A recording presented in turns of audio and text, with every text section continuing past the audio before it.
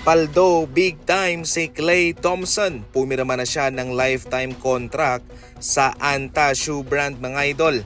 Ibig sabihin nito, habang buhay siyang makakatanggap ng sweldo, ng paycheck, ng commission, ng shares sa Anta, especially sa kanyang sapatos mga idol. Ang unang kontrata ni Klay Thompson sa pagpasok niya sa NBA ay yung Nike. 4 na taon ang kanyang kontrata doon. Pero siya umalis at pumunta siya sa Anta. Ngayon sa Anta, galante po sila sapagkat 8 taon ang kanilang ibinigay kay Klay Thompson at pagkatapos nun ay extension na. Umabot na po sila ng 12 years together. Mga idol, yung kanilang partnership at umabot na rin po ng 10 milyong sapatos ang naibenta nitong si Klay Thompson.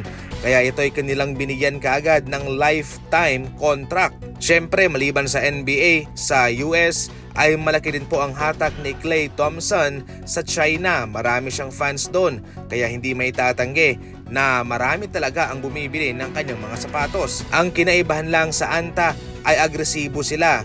Hindi porket hindi ka star player ay hindi ka nabibigyan ng mataas na kontrata.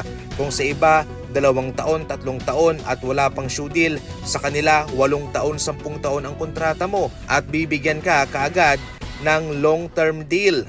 Hindi lang 10 taon kundi lagpas 6, 7, 8. Yung nagdaang kontrata ni Klay Thompson ay sumasahod siya ng 8 milyon. So definitely ngayon, dahil sa kanyang mga na-achieve ay siguradong mataas na to, lagpas 10 milyon na.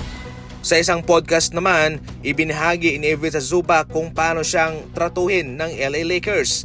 Ayon pa sa kanya, napakahirap ng kanyang pinagdaanan. Ang trainer ni Ivica Zubac na si Karim ay gustong magkaroon ng full-time job sa Lakers pero ayaw ng Lakers. Gusto rin po ni Magic Johnson na maging MVP sa Summer League itong si Zubac kahit nakasama niya sina Ingram, Lonzo Ball, Kuzma at Josh Hart. Buong off-season nag-workout itong si Ivica Zubac bago ang kanilang training camp. Pero sinabi mismo ni Magic Johnson na wala namang nag-improve sa kanya at hindi pa rin siya papalaruin. Imbes na gamitin, nagpapirma pa ng mga veteranong players ang Lakers na mga big man na sina Tyson Chandler at Andrew Bogut. Nagpapasalamat na lang siya nung siya'y napunta sa Clippers mga idol kung saan siya nagkaroon ng magandang development at naging certified star player na. Sa ating huling balita, dito naman hinango ang disenyo sa mga bagong sapatos ni Stephen Curry. Ito yung bagong release at heto na rin po ang panghuling release niya sa Under Armour. Marami nga ho ang mga rumors na nagsisilabasan na hindi nagustuhan ni Stephen Curry ang disenyo ng kanyang sapatos. Pero definitely ay wala rin po siyang kapangyarihan na hindi umuo sa mga disenyo sapagkat meron din naman pong mataas na rights ang Under Armour sa kanyang brand. Para sa inyo mga idol, maganda ba?